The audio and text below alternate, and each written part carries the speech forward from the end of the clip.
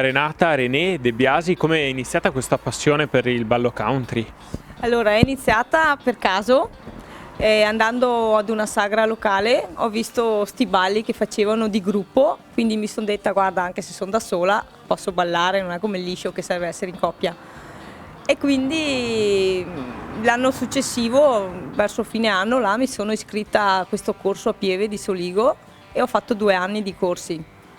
Dopo ho detto basta perché sentivo l'esigenza di qualcosa di più, nel senso che non mi bastava imparare il ballo per ballarlo la serata, volevo che qualcuno mi dicesse in realtà come venivano fatti esattamente sti passi, cioè volevo capire un po' la tecnica, no?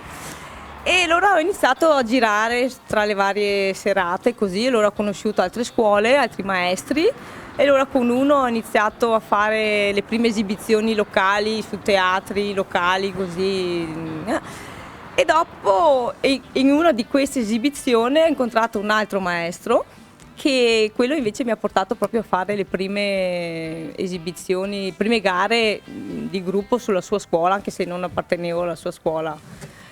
E da lì sono andata avanti, ho visto che mi piaceva, poi per caso ho conosciuto lui in una serata che mi ha proposto di fare sto salto di qualità così e allora inizialmente avevo detto di no, perché io ho detto no, non sono capace di fare queste robe. E poi ho detto beh dai, se me l'ha chiesto probabilmente avrà anche visto qualcosa e allora ho iniziato la preparazione con lui. E cosa ci vuole per fare questo salto di qualità? Qual è la qualità aggiuntiva, il punto di forza aggiuntivo che si richiede quando si fa questo salto qualitativo? E innanzitutto ci vuole la passione, perché se non hai la passione non riesci ad andare avanti. E dopo sì, impegno, tanti sacrifici e così un po' alla volta si cresce. Non bisogna avere troppa fretta per imparare troppe cose perché i passi vanno sempre fatti uno alla volta. Quello del country sembra comunque essere un mondo lontano, insomma si parla magari di un'origine negli Stati Uniti, una cultura piuttosto esotica per cui parlando magari della Vallata o di Pieve di Soligo. Qual è il punto di unione tra questi due mondi? Beh guarda, tutto qui al nord è cominciato a Vicenza o Pordenone dove ci sono le basi americane, quindi le persone hanno portato qui i balli e un po' alla volta anche dopo poi le persone andavano magari in vacanze in America e anche là portavano i balli in Italia, in Europa. In America va più il ballo di coppia, invece qui in Europa va più i balli di gruppo, le line dance e queste hanno origini proprio europee, i balli di gruppo.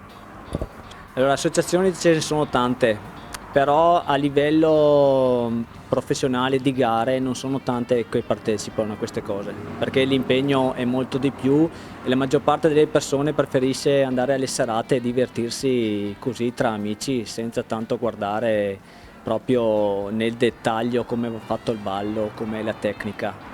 Però anche noi nelle gare ci divertiamo comunque, ci vuole più impegno, però il divertimento è sempre assicurato.